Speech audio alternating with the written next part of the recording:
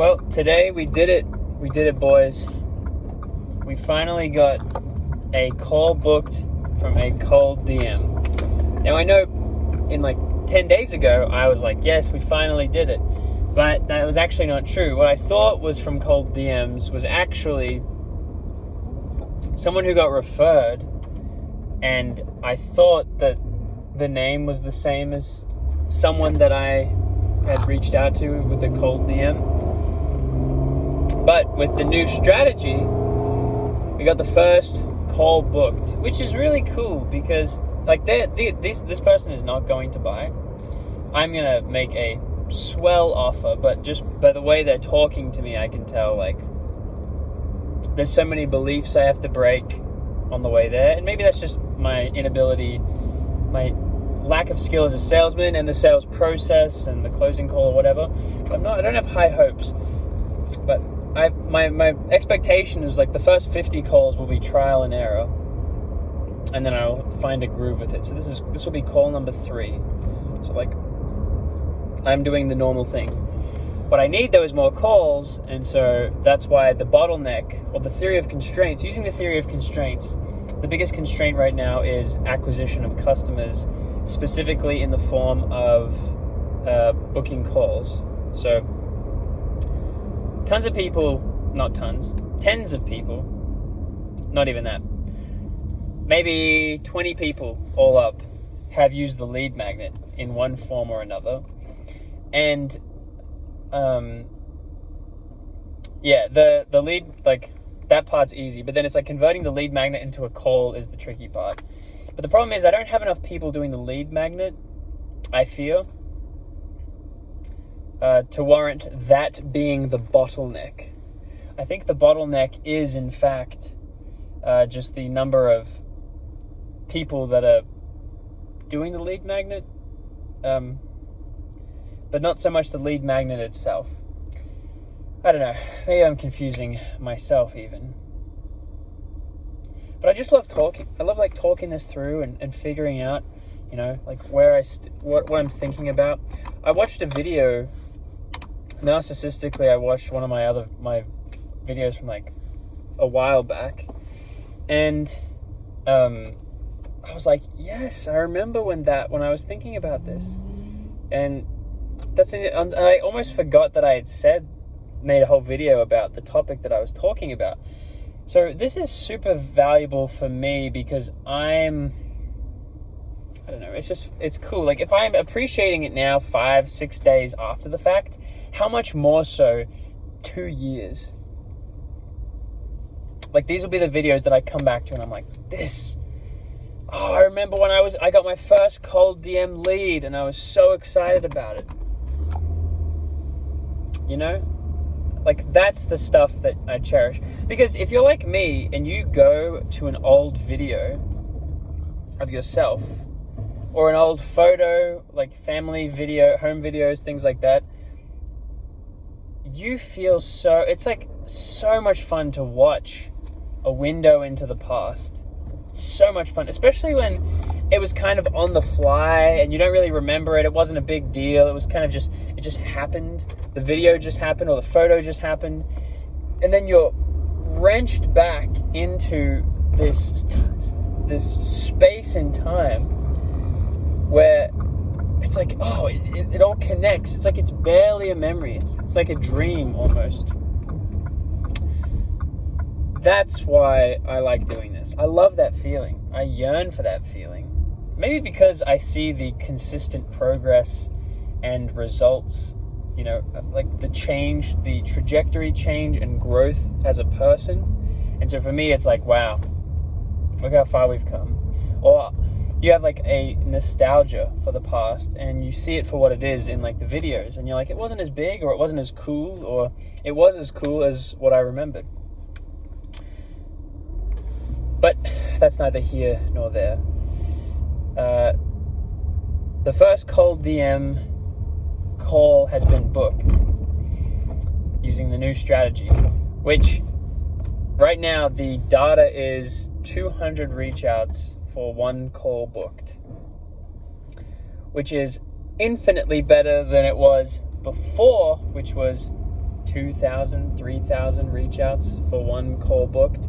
Except it wasn't even that, because I never actually got a call. So it was more like 7,000, 8,000 reach outs for 0 calls booked. So, oh man, that's so insane to say, like, even as a number. To get to that point, I thought that cold DMs was a waste of time. I was thinking, like, it doesn't work, it's a waste of time, which is the dumbest thing coming out of my mouth. But even still, I have to say it, because everyone gets discouraged. I'm not immune to discouragement, but I wasn't going to give up either. So I'm like, there has to be some way that I can turn this into a machine. And I referenced the insane choreography of Hormozi's cold outreach method, which generates like 50% of Gym Launch's sales, according to an interview he did a couple of years ago. And I think it's also in $100 million leads. But regardless, you're just not being creative enough. You're not creating levels of urgency, like none of that stuff. And by the way, even though it is successful, what I've done is technically more successful than the comparison of whatever I had before. It's still not very good. Like, those numbers aren't great, which means I have to keep fine-tuning stuff. And by the way, even as I'm doing the cold outreach, I'm like, ooh, and this is confusing people. I need to say this different. And switch things out, change things out. I know that it's going to be even better. I don't know how exactly. I just have to do more trial and error, have more objections come up. Like, you just have to do this process more. That's just how it works. If you don't do the process every single day, constantly, consistently, I understand now why the rule of 100 is a thing. Because you have to do it 100 times a day for 100 days to even know slightly, like to even slightly improve. I heard, so the company I work for, I have to go into an office, and one of the sales guys was talking to another employee, and he literally said, yeah man, I have to make at least 35 to 40 calls a week. And the guy's like, whoa. I was like, 35? 35? I spit on 35. I pull my pants down and urinate on 35. To 40 calls a week. 5 calls a day?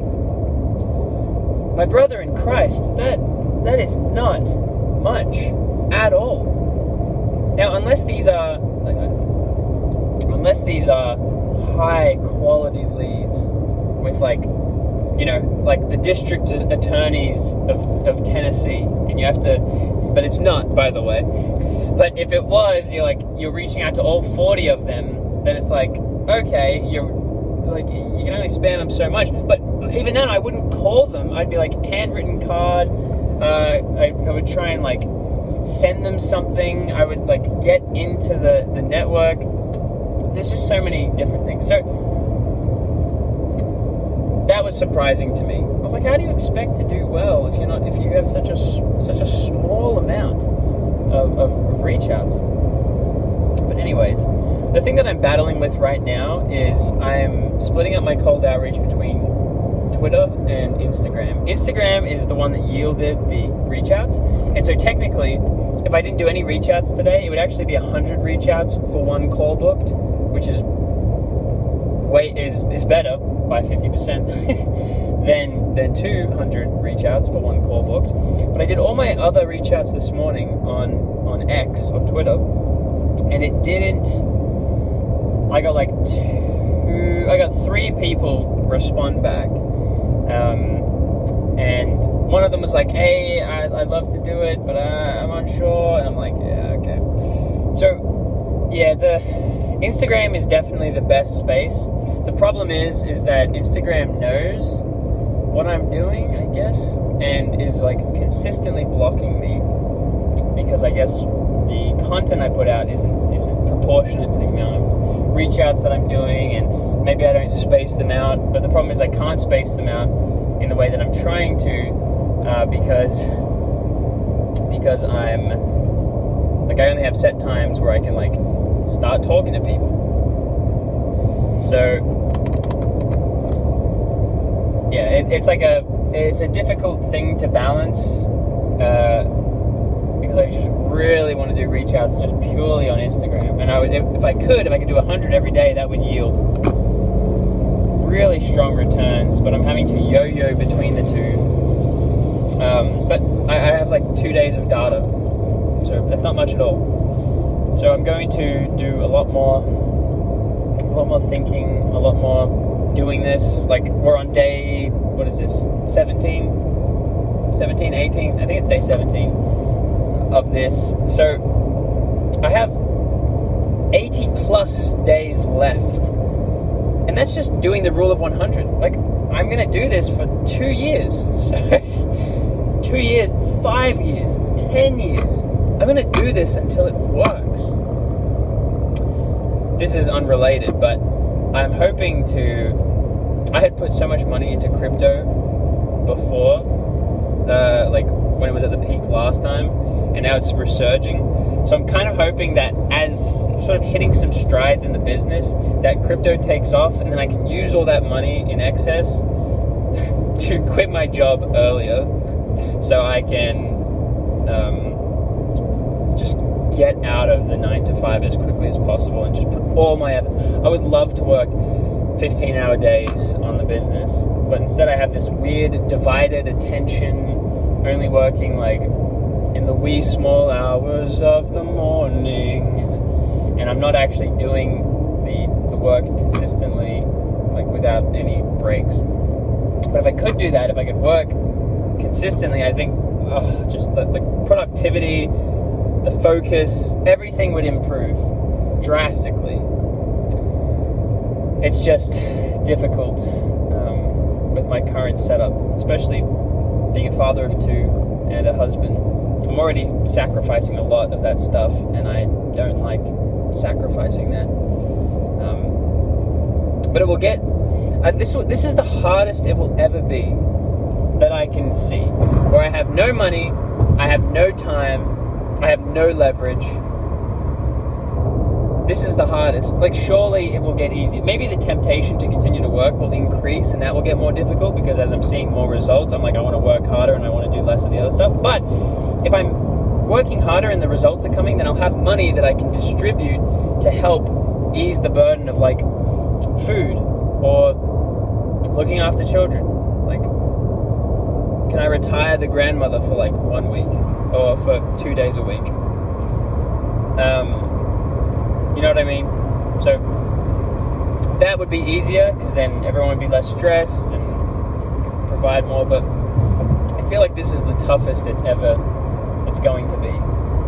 And I'm just like, this bit of dopamine that I have from getting a single call, even though I know the call is just going to go, I'm so hyped. Like, I'm so excited. I cannot wait to continue down the path and just execute like crazy.